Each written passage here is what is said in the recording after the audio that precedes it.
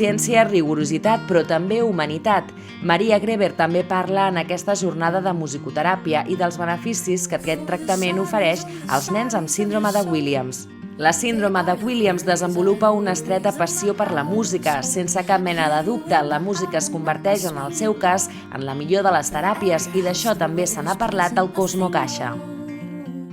Per a millorar la seva autonomia, la seva autoestima, el seu autoconcepte, a nivell social, com hem dit, el tema de la socialització, formar part d'un projecte de vida, formar part d'un equip, per exemple, a l'Eix de l'Escola de Música, formar part d'un grup, del grup de coral, del grup de percussió, la sociabilització a partir de la música.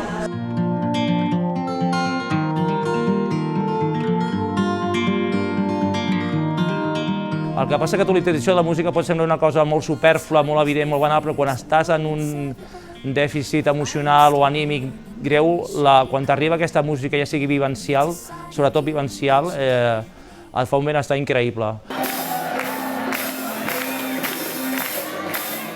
Nens amb unes potencialitats musicals sovint desconegudes que des de l'àrea de musicoteràpia del CEM Maria Greber es volen destapar.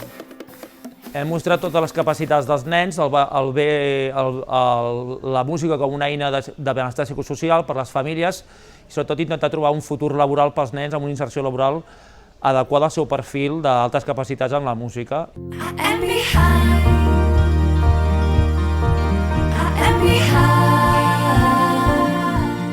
En la música hi troben no només una via d'escapament, sinó també una millora en la seva qualitat de vida tant a nivell físic com emocional, social i cognitiu.